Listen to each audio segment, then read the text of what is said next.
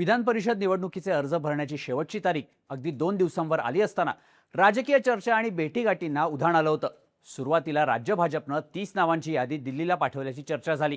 त्यानंतर दिल्लीकडून त्यातल्या निम्म्या नावांवर फुली मारण्यात आल्याचं सांगण्यात आलं आणि उमेदवारांची रस्सीखेच अगदी 14 नावांवर आली. या 14 नावांपैकी 5 नावं भाजपने फायनल केली असून पोटनिवडणुकीसाठी प्रज्ञा सातव यांनाच अपेक्षेप्रमाणे संधी देण्यात आली आहे. पण या 5 नावांमध्ये कुणाला संधी मिळाली आहे, कुणाचा पत्ता कट झालाय आणि या 5 जणांची निवड करत भाजपने नेमका काय डाव साधलाय पाहूया त्या व्हिडिओमधून. नमस्कार, मी शार्दूल आणि तुम्ही बघताय बोल व्हिडिओ. भाजपच्या यादीतलं पहिलं नाव आहे ते म्हणजे सुनील कर्जतकर यांचं. मूळचे रायगडचे असणारे सुनील कर्जतकर 1984 पासून भाजपमध्ये काम करतायत. पुण्यात शिक्षण झाल्यावर त्यांनी रायगड, मुंबई आणि कोकण पट्ट्यात भाजपचं संघटन वाढवायला सुरुवात केली. त्यांनी भाजपच्या कोअर कमिटीमध्ये सदस्य, प्रदेश संघटन सरचिटणीस, निवडणूक सेलचे निमंत्रक अशा महत्त्वाच्या पदांवर कामं केली आहेत. 2021 मध्ये महानगरपालिका निवडणुका लागण्याच्या शक्यता असताना शहरात कार्यकर्त्यांची बोट बांधण्यासाठी सुनील कर्जतकरांना भाजपचं प्रदेश उपाध्यक्षपद देण्यात आलं होतं. शहरातल्या आणि कोकण पट्ट्यातल्या खेड्यापाड्यातल्या कार्यकर्त्यांशी थेट संपर्क असणं ही त्यांची खासियत मानली जाते. 2014 मध्ये देवेंद्र फडणवीस मुख्यमंत्री झाल्यानंतर कर्जतकर त्यांच्या जवळचे बनले होते. कोकण पट्ट्यात फडणवीसांच्या विश्वासातला माणूस म्हणून कर्जतकर यांची ओळख आहे. रायगडमध्ये शिवसेना विरुद्ध राष्ट्रवादी असा महायुतीच्याच नेत्यांमध्ये सुप्त संघर्ष सुरू असताना राष्ट्रवादी काँग्रेस तिथे आपली ताकद वाढवत असताना भाजपनं आपल्या जुन्या कार्यकर्त्याच्या कष्टाचा मान ठेवत सुनील कर्जतकर यांना विधान परिषदेवर पाठवलंय. भाजपच्या यादीतलं दुसरं नाव आहे ते म्हणजे माधवी नाईक यांचं. नाईक या भाजपच्या ज्येष्ठ नेत्या आहेत. संघटनात्मक पातळीवर पक्षवाढीसाठी त्यांनी केलेलं काम मोठं आहे. 90च्या दशकात ठाण्यात शिवसेनेचं जोरदार वारं असताना सुद्धा सलग 10 वर्ष त्या ठाणे महापालिकेत नगरसेविका म्हणून निवडून आल्या होत्या. त्यांच्यावर पक्षानं महिला मोर्चाच्या अध्यक्षपदाची ही जबाबदारी सोपवली होती. भाजपच्या प्रदेश महामंत्री, प्रदेश उपाध्यक्ष म्हणूनही त्यांनी काम केलंय. गेल्या वर्षी भाजपमध्ये झालेल्या रेकॉर्ड ब्रेक सदस्य नोंदणीत माधवी नाईक यांनी पडद्यामागून सूत्र हलवल्याचं सांगितलं जातं. भाजपच्या यादीतलं तिसरं नाव आहे ते म्हणजे संजय भेंडे यांचं. नागपूरचे संजय भेंडे संघाच्या तालमीत तयार झालेले कार्यकर्ते आहेत. सुरुवातीला त्यांनी भाजपमध्ये छोट्या पदांवर कामं केली, पण त्यांच्या सक्रियतेमुळे ते नितीन गडकरींच्या जवळचे बनले. नागपूर लोकसभेच्या प्रत्येक निवडणुकीत ते नितीन गडकरींचे निवडणूक प्रमुख म्हणून काम पाहतात. गडकरींच्या शिवाय ते फडणवीसांचे हे विश्वासू म्हणवले जातात. भेंडे हे सध्या नागपूर नागरिक सहकारी बँकेचे संचालक असून नागपूरच्या सहकार क्षेत्रावर त्यांची पकड असल्याचं सांगितलं जातं. नागपूर उत्तर विधानसभा मतदारसंघात त्यांना मानणारा कार्यकर्ता वर्ग जास्त आहे. पक्षानं त्यांना नागपूर महापालिकेच्या निवडणुकीवेळी मुख्य निवडणूक प्रभारी म्हणून जबाबदारी दिली होती. 2013 ते 2015च्या दरम्यान ते भाजपच्या प्रदेश कार्यकारिणीचे सदस्य होते. त्यांच्यावर काही काळ विदर्भ संघटक पदाचीही जबाबदारी देण्यात आली होती. तर सध्या ते भाजपचे प्रदेश उपाध्यक्ष म्हणून काम पाहत आहेत. पडद्यामागे राहून सूत्र हलवणाऱ्या जुन्या नेत्यांपैकी एक आणि पक्ष संघटनेत मुरलेले नेते अशी त्यांची ओळख आहे.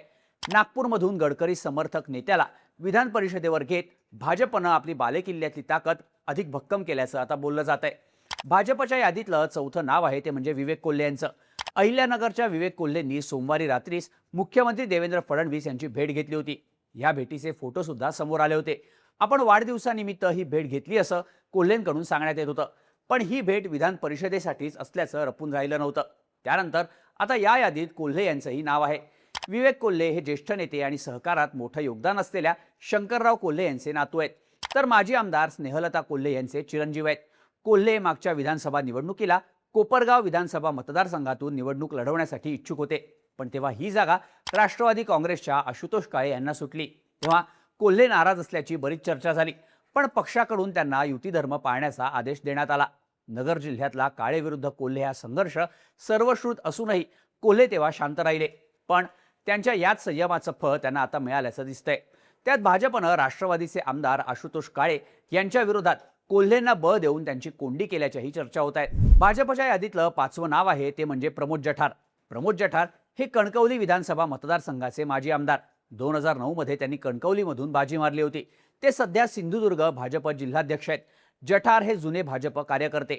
तळ कोकणात भाजप वाढवण्यात त्यांचा वाटा मोठा राहिलाय. राणे कुटुंबीय भाजपमध्ये आल्यापासून जठार यांनी त्यांच्या खांद्याला खांदा लावून काम केलं. लोकसभा निवडणुकीत नारायण राणेंना एकट्या सिंधुदुर्गमधून तगडं लीड मिळवून देण्यात जठार यांची भूमिका महत्त्वाची होती. त्यानंतरही स्थानिक स्वराज्य संस्थांच्या निवडणुकीत त्यांनी भाजपसाठी मोलाची भूमिका बजावली.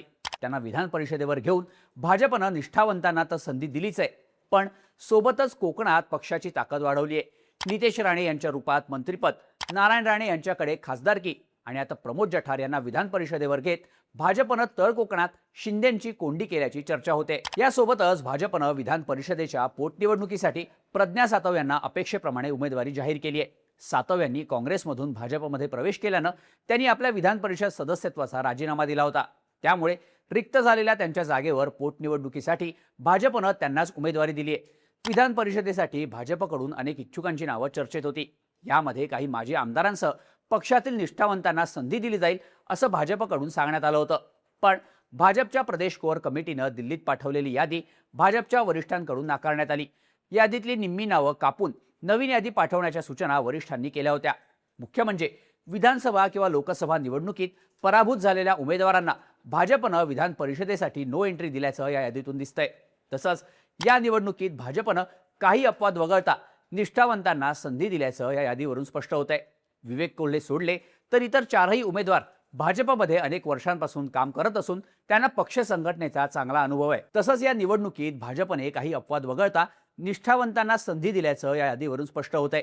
जाहीर झालेले सगळेच उमेदवार हे भाजपमध्ये गेल्या अनेक वर्षांपासून काम करत असून त्यांना पक्ष संघटनेचा चांगला अनुभव आहे. मुख्य म्हणजे विधान परिषदेसाठी भाजप अतिरिक्त उमेदवार देऊन महाविकास आघाडीसमोर आव्हान उभं करेल असं बोललं जात होतं.